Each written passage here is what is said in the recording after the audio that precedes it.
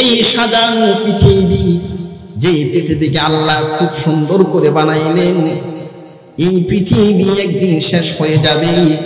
পৃথিবীতে যত মানুষ হয়েছে সব মানুষ একদিন মরে যাবে। শুধু তাই নয় প্রিয় ভাইরা, আমার একটু মনোযোগ সহকারে শুনেন। যত ফেরেশতা রয়েছে, ফেরেশতা জগতের সমস্ত ফেরেশতাগুলো মরে যাবে। হযরতে ইসরাফিল আলাইহিস সালাতু ওয়াস সালাম মরে যাবে, হযরতে মিকরাইল আলাইহিস সালাতু ওয়াস সালাম মরে যাবে, হযরতে জিবরাইল আলাইহিস সালাতু ওয়াস সালাম মরে যাবে। এক সময় মালাকুল মউত আজরাইল আলাইহিস সালাতু ওয়াস সালাম কেউ মরতে হবে। কথা বলেন ঠিক কিনা? শুধু তাই নয়, এক সময় মৃত্যুর মৃত্যু হয়ে যাবে। শুধুমাত্র কেবলমাত্র একজন বাকি থাকবে। একটু আওয়াজ করে বলেন না তিনি কে? একমাত্র বাকি থাকবেন আপনার আমার রব, আপনার আমার প্রভু আল্লাহ যুল জালাল। তিনি ব্যতীত সব কিছুই ধ্বংস হয়ে যাবে। আল্লাহ তাআলা বলেন, কুল্লু মান আলাইহা ফান ওয়া ইয়াবকা ওয়াজহু রাব্বিকা যুল জালালি ওয়াল ইকরাম। আল্লাহ বলেন, ও নবী আমার, জমিনের উপরে যা কিছু রয়েছে সব কিছুই নশ্বর হয়ে যাবে, সব কিছু ফানা হয়ে যাবে, সব কিছু ধ্বংস হয়ে যাবে। ও হাবিব আমার, কেবলমাত্র শুধুমাত্র আপনার প্রতিপালকের সত্তা ব্যতীত সব কিছুই ধ্বংস হয়ে যাবে। যিনি হলেন যুল জালাল ওয়াল ইকরাম, মহিমাময় মহামহিমিত আল্লাহ তাআলা ব্যতীত সকলকেই ধ্বংস হতে হবে। কথা বলেন ঠিক কিনা? প্রিয় ভাইয়েরা আমার, ক্ষমতার দাপট দিয়ে ধন সম্পদের বড়াই করে, মেধার বড়াই করে মৃত্যুর হাত থেকে কেউ রেহাই পাবে না।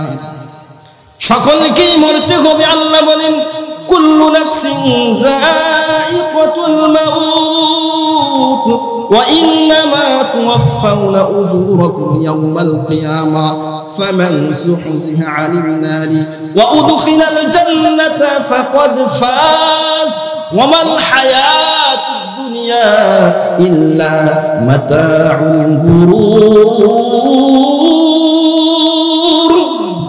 আল্লাহ বলেন, সকল প্রাণীকেই মৃত্যুর স্বাদ গ্রহণ করতে হবে। কিয়ামতের দিন তোমাদের আমলের বদলাগুলোকে পরিপূর্ণ করে দেওয়া হবে। কিন্তু যেই সকল ব্যক্তিদেরকে জাহান্নাম থেকে দূরে রাখা হবে, জাহান্নাম থেকে বাঁচানো হবে, সেই ব্যক্তিকে আর যাকে জান্নাতে প্রবেশ করানো হবে, সেই ব্যক্তি হলো সফলকাম। সেই কি? ফাকাদ ফাজ, সেই ব্যক্তি সফলকাম। যদিও তার কোনো টাকা পয়সা নাই, সমাজে কোনো দাম নাই, 2 টাকার মুরব্বি হতে পারে, গ্রামের মানুষ তাকে মূল্য দেয় না। কিয়ামতের ময়দানে যদি আল্লাহকে রাজি খুশি করে আল্লাহর সামনে দাঁড়াইতে পারে, আল্লাহ বলেন, তোকে আমি জাহান্নাম থেকে বাঁচাইয়া জান্নাতি মানুষ বানাইয়া জান্নাতে প্রবেশ করে দিলাম বান্দা। তোর মতো সৌভাগ্যবান আর কেউ নাই। সুবহানাল্লাহ বলেন।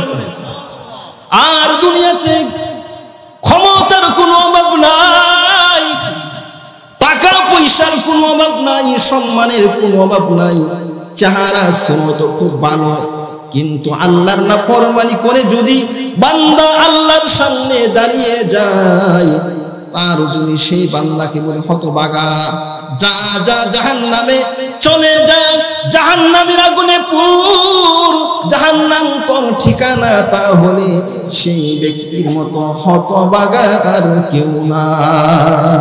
কথা বলেন প্রিয় ভাইরা আমার, শুধু আমরা অনেকে আলোচনা শুনি, কিন্তু আলোচনা শোনার পরেও আমাদের মধ্যে আমল আসে না। কথা বলেন ঠিক কিনা? আমাদের মধ্যে কোনো পরিবর্তন আসে না। অনেক ভাই বলে থাকে, হুজুর এত দিনের আলোচনা হয়, এত দিনের কথাবার্তা হয়, তথাপিও কেন মানুষের মধ্যে পরিবর্তন আসে না, কেন মানুষের মধ্যে আমল আসে না?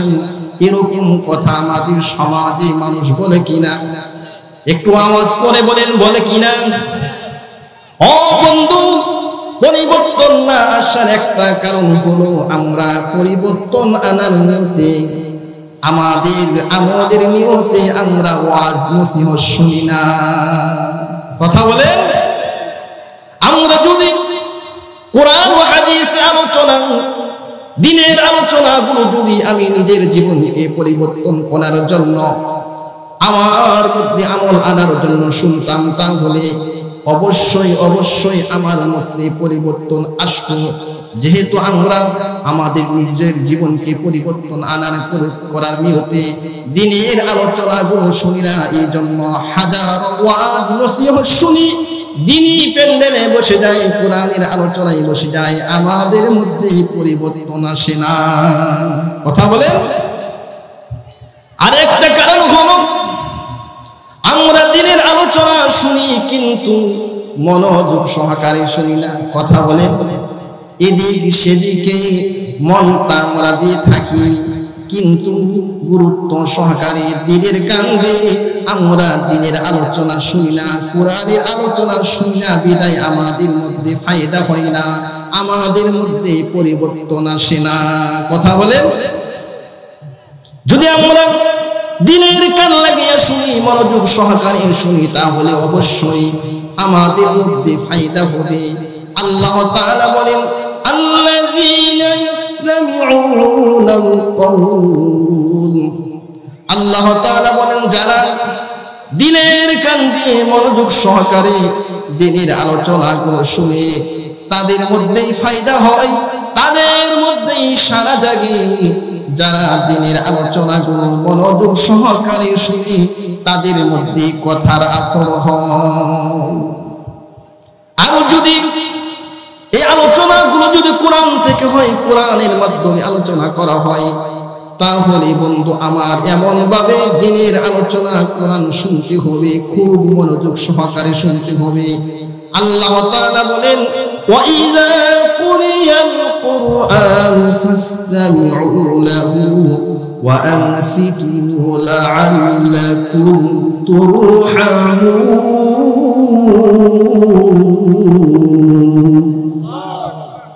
আল্লাহ বলেন, তোমাদের সামনে যখন কোরআন তেলাওয়াত করা হয়, কোরআনের আলোচনা করা হয়, কোরআন পাঠ করা হয়, তোমরা তখন খুব মনোযোগ সহকারে শোনো। কি করো?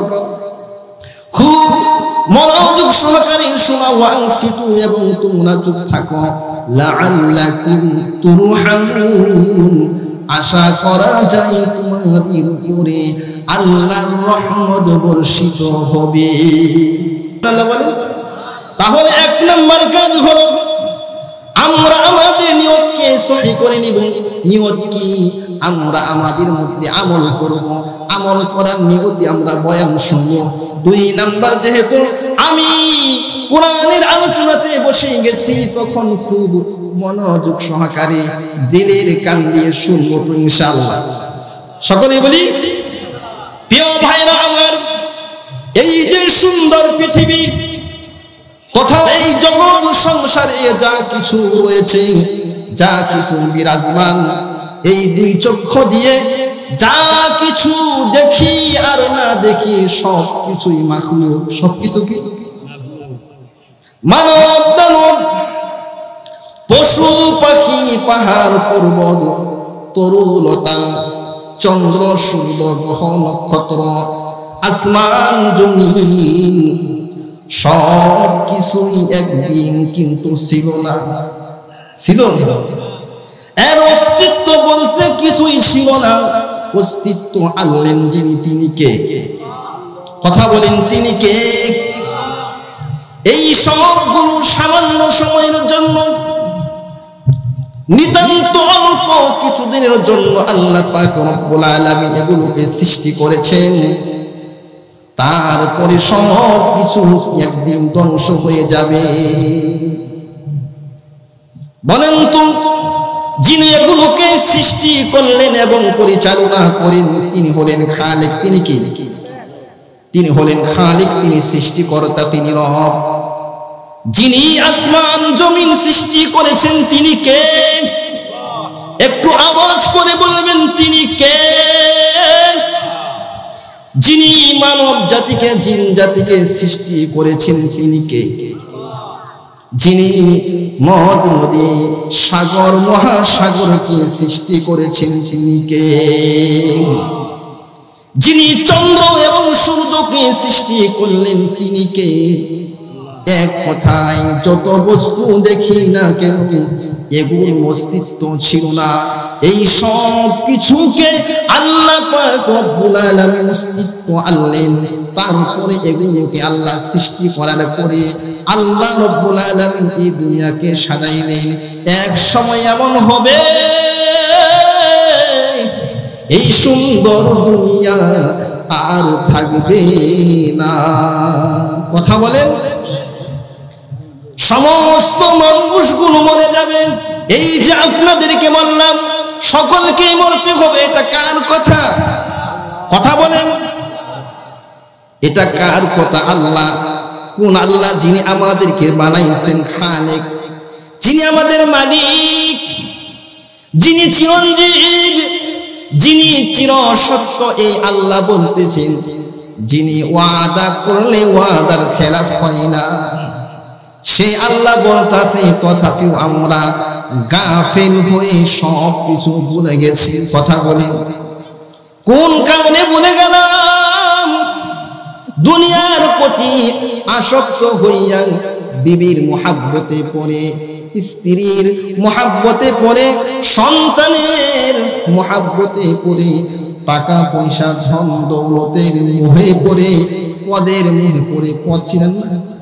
কার পদটা বড় হবে এই পদের নিশায় পড়ে উচ্চ মর্যাদা এবং উচ্চ সিংহাসনের আকাঙ্ক্ষায় আমরা আখিরাতকে ভুলে গেছি, সবকিছু ভুলে গেছি। কথা বলেন ঠিক কিনা? কারো যখন মৃত্যু এসে যায়, কারো মরণ হয়, তখন আমরা কিছু অল্প সময় কান্নাকাটি করি, তারপরে সবকিছু বলে যাই। কথা বলেন ঠিক কিনা? ওই যখন আমরা মৃত্যু ব্যক্তির জন্য কান্নাকাটি করি, তখন আজরাইল আলাইহিস সালাতু ওয়াস সালাম বলেন, তোমরা কেন কান্না করছো? কেন তোমরা কান্না করতেছো? আমি তো তার হায়াত শেষ করি নাই, আমি তো তার রিজিক কেড়ে নেই নাই, সে তো নিজেই সবকিছু শেষ করে এসেছে। আমি আবার সেই ঘরে যাব, যতদিন পর্যন্ত না এই ঘর উজাড় হয়ে যায় সম্পূর্ণরূপে, ততদিন পর্যন্ত আমি ওই ঘরে যেতেই থাকব।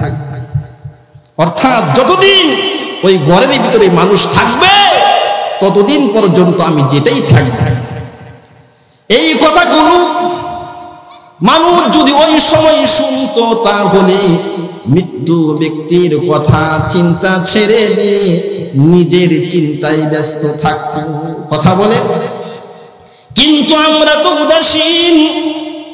কিছু সময় কান্নাকাটি করে 3 দিন 40 শাক করে, তারপরে আমরা কিছু মানুষদেরকে খাওয়াইয়া সব কিছু বুঝে যাই। নিজের যে মৃত্যুবরণ করতে হবে, এই দুনিয়া ছেড়ে চলে যেতে হবে, এই কথা আমাদের খেয়াল থাকে না। কথা বলে, কতজনকে এই দুনিয়ার বুকে আমরা মরতে দেখলাম, কত ছোটদেরকে মরতে দেখলাম, কত পিচ্ছিদেরকে মরতে দেখলাম, কত বুড়াদেরকে মরতে দেখলাম, আমাদের মতো যুবক সমবয়সীদেরকে মরতে দেখলাম। মরছে নাকি? কত যুবক হুন্ডা দিয়ে বের হয়েছে, রাস্তায় অ্যাক্সিডেন্ট হয়ে সেই যুবকের ইন্তেকাল হয়ে গেল। মা বাবা আপন জনেরা কান্নাকাটি শুরু করে দিল। সবে মাত্র বয়স, অল্প বয়সে যুবক ছেলেটা আমার চলে গেল। ওই যুবকের বাহাদুর ছিল, ক্ষমতাও ছিল, চেহারাও ছিল। সেই যুবক জানতো না অ্যাক্সিডেন্টের মুহূর্তের মধ্যে তার জীবনটা চলে যেতে হবে। কথা বলে, একটু খেয়াল করুন, কতজনকে আমরা এইভাবে আমরা কি করেছি, দাফন দিয়েছি, জানাজা পড়েছি, জানাজায় শরীক হয়েছে, নিজ হাতে কবরে রেখে দিয়েছি, নিজ হাতে কবরে মাটি দিয়েছি। এই পৃথিবী ছেড়ে যারা একবার চলে গেছে তাদের মুখ আর আমরা জীবনে দেখি না। কথা বলি, দেখছি আমরা? দেখার কোনো সম্ভাবনা আছে? আমরাও একদিন এই দুনিয়া ছেড়ে চলে যাব, দুনিয়াতে আমরা থাকবো না, আমাদের কেউ কেউ দেখবে না। আমাদের স্ত্রী পুত্র, আমাদের ধন সম্পদ, জায়গা জমি, গাড়ি বাড়ি সব কিছুই পড়ে রবে। কথা বল, এর মালিক হবে অন্যরা। আমরা শুধু চলে যাব, আমাদের খবর পর্যন্ত কেউ নেবে না, নেওয়ার মতো কোনো সম্ভাবনাও নাই। আমাদের কবরের মধ্যে কি হয় এই খবর আমরা পৌঁছাতে পারবো না। কথা বলে, কিন্তু সেই অন্ধকার কবর, ওই কবরের বাতি হলো আলো, হলো আমল। কি ওই অন্ধকার কবরের সাথী হলো আমল। কিন্তু আমরা উদাসীন মানুষ, দুনিয়ার চাকচিক্যের প্রেমে পড়ে কবরের কথা ভুলে গিয়েছি। কথা বলে, আল্লাহর গোলামি করতে হবে, আল্লাহর দাসত্ব করতে হবে, আল্লাহর ইবাদত করতে হবে, আল্লাহর হুকুমকে বাস্তবায়ন করতে হবে। আল্লাহ যেগুলো নিষেধ করেছেন সেগুলো থেকে বিরত থাকতে হবে। এই কথাগুলো আমরা ভুলে গিয়েছি। কথা বলেন প্রিয় ভাইরা আমার, আল্লাহ পাক রব্বুল আলামিন পৃথিবীতে দুনিয়াতে মানুষ সৃষ্টি করে তাকে কিছু দায়িত্ব দিয়েছেন। কি দিয়েছেন? কিছু দায়িত্ব দিয়েছেন। এই দায়িত্বের কারণেই মানুষ সৃষ্টির শ্রেষ্ঠ। এই অর্পিত দায়িত্বকে আল্লাহ পাক রব্বুল আলামিন দুই ভাগে ভাগ করেছেন। কয় ভাগে? একটু আওয়াজ করে বলেন, কয় ভাগে ভাগ করেছেন? দুই ভাগে ভাগ করা হয়েছে। এক নাম্বার হলো হুকুকুল্লাহ তথা আল্লাহর হক। এক নাম্বার কি? হুকুকুল্লাহ তথা আল্লাহর হক। দুই নাম্বার হুকুকুল ইবাদ, বান্দার হক। বলেন তো মানুষের উপরে কয়টা দায়িত্ব দেওয়া হয়েছে? এক নাম্বার আল্লাহর হক, বলেন।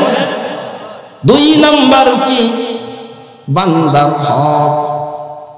এই দুইটা হক পৃথিবীর যত মানুষ রয়েছে সব মানুষের দায়িত্ব এই দুইটি হককে, এই দুইটি প্রাপ্যকে আদায় করতে হয়। কি করতে হয়? আদায় করতে হয়। প্রিয় ভাইরা আমার, সকল মানুষকে এই দুইটি দায়িত্বে পালন করতে হয়। প্রিয় ভাইরা আমার, আল্লাহ পাকের হক কি? আল্লাহ পাকের হক সম্বন্ধে কোরআনে কারিমে আল্লাহ তাআলা বলেন, ওয়া'বুদুল্লাহা ওয়া লা তুশরিকু বিহি শাইআ।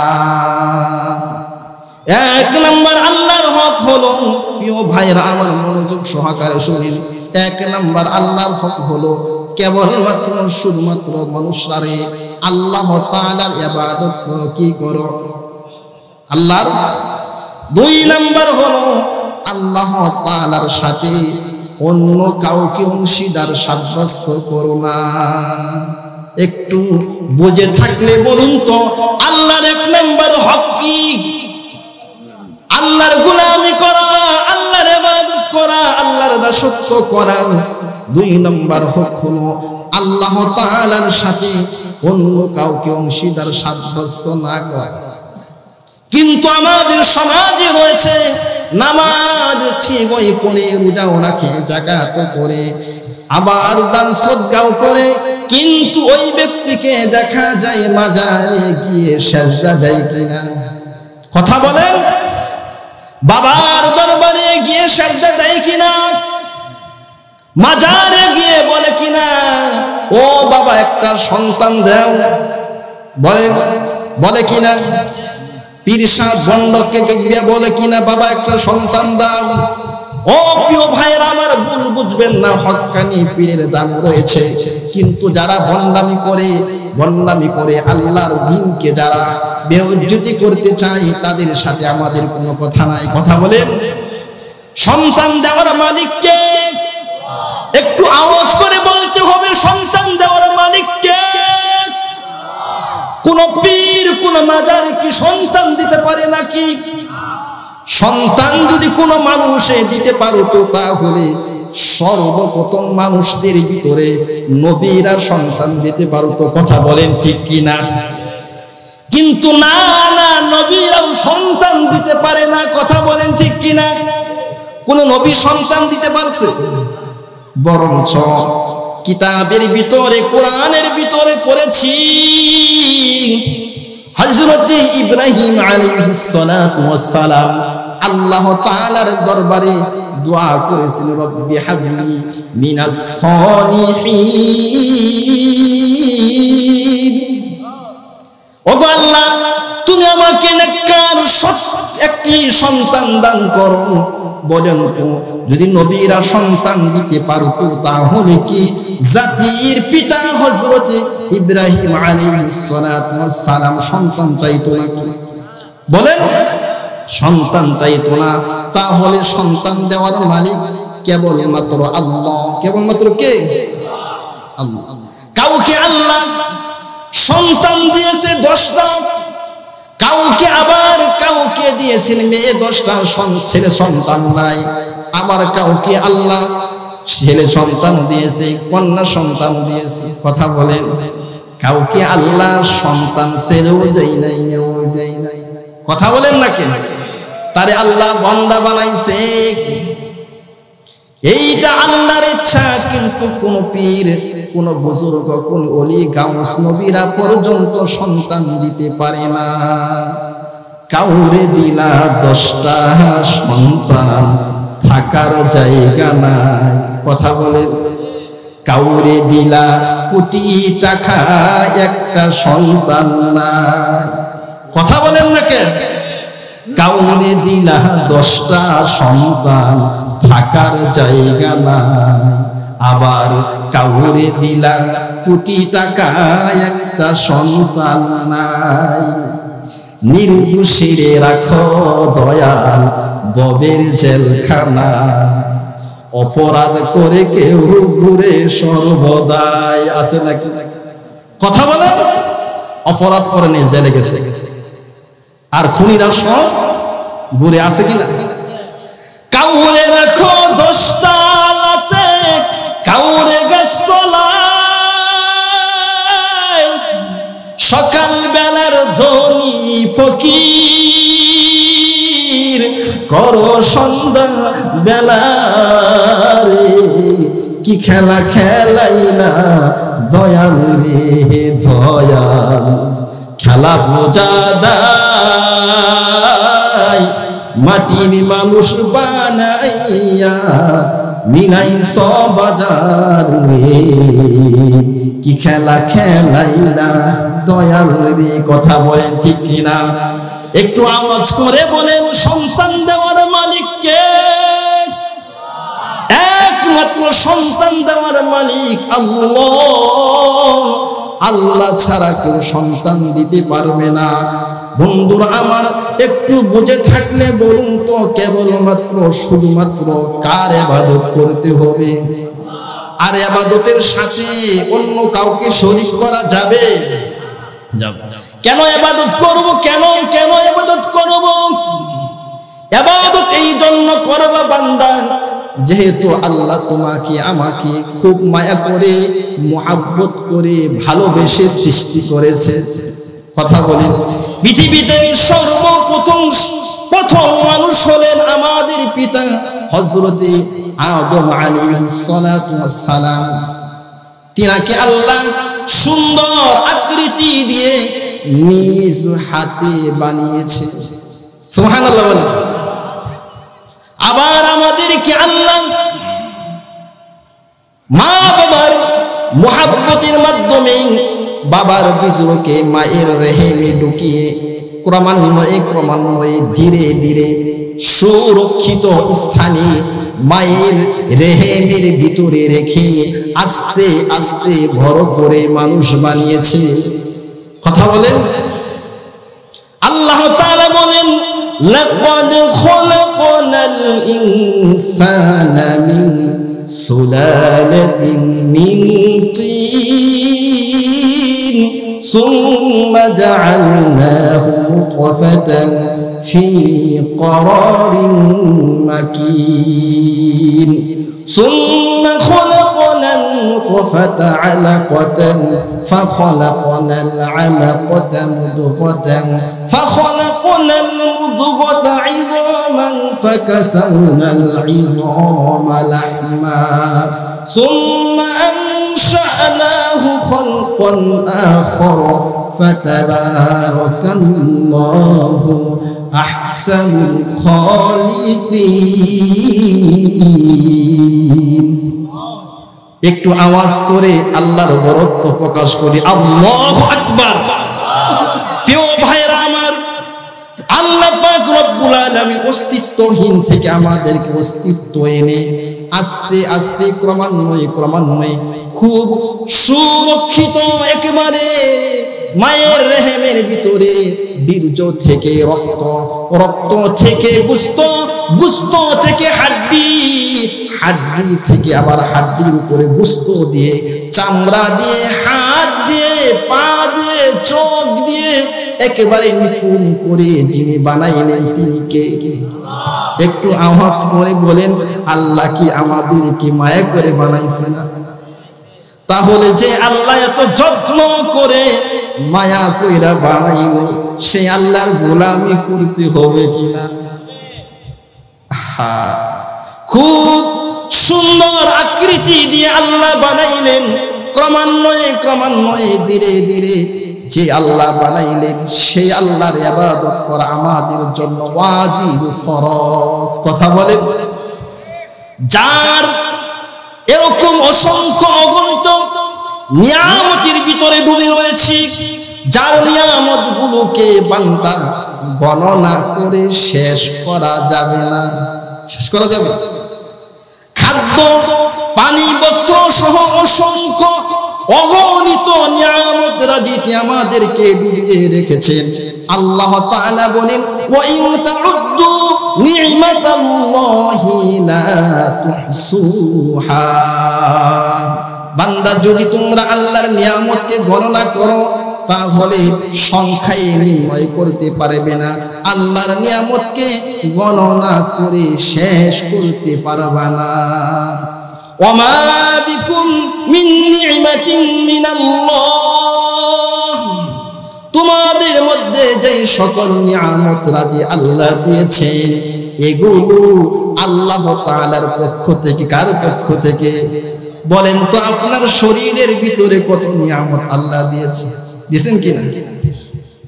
দুইটা হাত দিয়েছেন, দুইটা পা দিয়েছেন, মেদা দিয়েছেন, দুইটা চক্ষু দিয়েছেন, নাক দিয়েছেন, মুখ দিয়েছেন। বলেন তো এক একটা নিয়ামতের দাম কত? দুইটা চক্ষের দাম কত? সারা দুনিয়ার সম্পদ যদি এক পাশে রাখা হয় আর যদি বলা হয় চক্ষুটা তোমার দিয়ে দাও, রাজি হবে? কেননা চক্ষু এত দামি একটা জিনিস। চক্ষু যদি না থাকে তাহলে এই সুন্দর পৃথিবীটা সুন্দর মনে হবে না। কথা বলে। যেই মা আমাকে গর্ভ ধারণ করলো সেই মা কি আর দেখা যাবে না? যেই বাবা আমাকে খুব আদর করে বড় করলো সেই বাবাকে দেখা যাবে না? আদরের সোহাগিনী স্ত্রীকে দেখা যাবে না? কলিজার টুকরার সন্তানকে দেখা যাবে না? এই যে আল্লাহ চক্ষু নামক নিয়ামত দান করলো, তাহলে কি সে আল্লাহ সেজদা পাওয়ার উপযুক্ত না? কথা বলেন না কেন? সে আল্লাহ কি গোলামি পাওয়ার উপযুক্ত না? তার গোলামি করতে হবে আমাদের জন্য জরুরি আবশ্যক। কতটুকু জরুরি? এতটুকু জরুরি, এমন আবশ্যক, যেই কারণে আল্লাহ মানুষ এবং জিন জাতিকে সৃষ্টি করেছে। যদি গুরুত্ব না হতো, জরুরি না হতো, আবশ্যক না হতো, তাহলে জিন জাতিকে মানুষ আল্লাহ বানাই। এমন গুরুত্বপূর্ণ, আল্লাহর গোলামি করা, আল্লাহর ইবাদত করা, যেই জন্য আল্লাহ মানুষ এবং জিন জাতিকে সৃষ্টি করেছেন। আল্লাহ তাআলা বলেন, ওয়ামা খলাকাতুল জিন্না ওয়াল ইনসা ইল্লা লিয়াবুদুন। আল্লাহ বলেন, আমি মানুষ এবং জিন জাতিকে সৃষ্টি করলাম এই জন্য তারা শুধুমাত্র কেবলমাত্র আমার গোলামি করবে, আমার ইবাদত, আমার দাসত্ব করবে। সুবহানাল্লাহ। প্রিয় ভাইরা আমার, এই গোলামিকে, এই দাসত্বকে সারা পৃথিবীর মধ্যে প্রতিষ্ঠা করার জন্য, এই গোলামির দাওয়াত পৌঁছে দেওয়ার জন্য আল্লাহ পাক রব্বুল আলামিন এই হককে প্রতিষ্ঠিত করার জন্য, ইবাদত মত এই যে একটা হক রয়েছে, এই হককে প্রতিষ্ঠিত করার জন্য আল্লাহ পাক রব্বুল আলামিন যুগে যুগে 315 জন রাসূল সহ 1,24,000 নবীকে এই দুনিয়ার বুকে প্রেরণ করেছে। তারা এসে মানুষদেরকে তাওহীদ তথা এক আল্লাহর প্রতি ইবাদত করার জন্য নির্দেশ দিয়েছেন। বলেছেন, তোমরা কেবলমাত্র শুধুমাত্র এক আল্লাহর ইবাদত করো, আল্লাহ ব্যতীত যত ইলাহ রয়েছে, যত মাবুদ রয়েছে, এই সবগুলো তোমরা বর্জন করো। সকল নবী এবং রাসূলের কি দাওয়াত ছিল? এক আল্লাহর গোলামি করা, এক আল্লাহর দাসত্ব করা, আর যত বাতিল মাবুদ রয়েছে, বাতিল ইলাহ রয়েছে, এগুলো থেকে কি বিরত থাকে। আল্লাহ তাআলা বলেন, ওয়ালাকাদ বা'আসনা ফি কুল্লি উম্মাতির রাসূলান আন ইবুদুল্লাহা ওয়াজতানিবুত তাগুত। আল্লাহ তাআলা বলেন, আমি আমার রাসূলদেরকে প্রত্যেক জাতির নিকটে এই মর্ম দিয়ে প্রেরণ করেছি, তারা গিয়ে জাতিদেরকে বলবে, তোমরা শুধুমাত্র কেবলমাত্র আল্লাহ তাআলার ইবাদত করো। কি করো? আর ওয়াজতানিবুত তাগুত, তাগুত থেকে তোমরা বেঁচে থাকো। তাগুত কি? তাগুত আপনারা বুঝেন? তাগুতের এক নাম্বার তাফসীর হলো শয়তান থেকে বেঁচে থাকো। কি করো? শয়তান থেকে, মূর্তি পূজা থেকে তোমরা বেঁচে থাকো। তাগুতের আরেকটা তাফসীর হলো যারা মূর্তি পূজা করে, যারা শয়তানের সঙ্গপঙ্গ, শয়তানের কথা মতো নিজের জীবনকে পরিচালিত করে, তাদের থেকে বেঁচে থাকে। আর একটু কঠিন করে আপনাদেরকে শুনাইয়া যায়, তাগুত হলো তারা যারা আল্লাহর জমিনে আল্লাহর আইনকে বাস্তবায়ন করতে চায় না, কোরআনের বিরোধিতা করে, আলেমের বিরোধিতা করে, ইসলামের বিরোধিতা করে, রাষ্ট্রের ভিতরে ইসলামী হুকুমত কায়েম করতে চায় না, কোরআনের বিরোধিতা করে, তারা হলো তাগুত। তারা কি? কষ্ট লাগবে আপনাদের? যারা আল্লাহর রাসূলের বিরোধিতা করে, কোরআনের বিরোধিতা করে, তারা হচ্ছে তাগুত। আল্লাহ বললেন, কেবলমাত্র শুধুমাত্র আমি আমার রাসূলকে এই জন্য প্রেরণ করেছি, তারা মানুষদেরকে বলবে এক আল্লাহর গোলামি করো, তাগুত থেকে বেঁচে থাকো, শয়তান থেকে বেঁচে থাকো, মূর্তি পূজা যারা করে তাদের থেকে বেঁচে থাকো, যারা কোরআন হাদিসের বিরোধিতা করে, ইসলামের বিরোধিতা করে, তাদের থেকে তোমরা বেঁচে থাকো। এটা কার কথা? এটা আমার কথা নাকি? আমার কথা না, এটা আল্লাহর কথা। আল্লাহর কথা যদি আপনি মানেন, আল্লাহর গোলামি যদি করেন, তাহলে আপনার ঠিকানা হবে জান্নাত। তার ঠিকানা কি? আমাদেরকে খুব আদর সোহাগ করে মায়ের পেটে রাখলেন, এবার পেট থেকে বাহির করলেন। তখন কিন্তু আমাদের জ্ঞান ছিল না, জ্ঞান ছিল, কোনো বুদ্ধি ছিল না, বিভাগ ছিল না, কিন্তু একটা আওয়াজ ছিল, একটা শব্দ ছিল, সেটা হচ্ছে কান্না। কথা বলেন, শুধু আমরা কান্না করতাম, আর কিছুই বলতে পারতাম না। মাকে মা বলে ডাকতে পারতাম না, বাবাকে বাবা বলে ডাকতে পারতাম না, দাদাকে দাদা বলে ডাকতে পারতাম না, দাদিকে দাদি বলে ডাকতে পারতাম না, ভাইকে ভাই বলে ডাকতে পারতাম না, বোনকে বোন বলে ডাকতে পারতাম না। শুধু একটাই আওয়াজ ছিল, কান্না আর কান্না। কান্না ছাড়া মানুষকে কিছুই বোঝাইতে পারতাম না। যখন আমি কান্না করতাম, কিন্তু ওই কান্নার আওয়াজ শুনেই মা বুঝতো হয়তো আমার মানিকের, আমার ফুকার খিদা লেগেছে। কথা বলেন, ওই কান্নার আওয়াজ শুনেই মা বুঝতো হয়তো আমার মানিকের ঠান্ডা লেগেছে।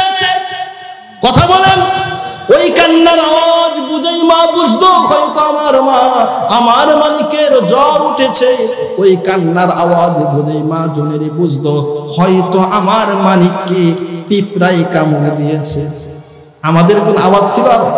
বলতে পারতাম মাগো আমার খিদা লেগেছে? বলতে পারতাম না? না, পারতাম না। আমাকে পিঁপড়ায় কামড় দিয়েছে মা, বলতে পারতাম না। ঠান্ডা লেগেছে, বলতে পারতাম না। শুধু এতটুকুই নির্বোধ ছিলাম, এতটুকুই জ্ঞানহীন ছিলাম। কোনো ভাষা দিয়ে আমি আমার মাকে বোঝাইতে পারতাম না।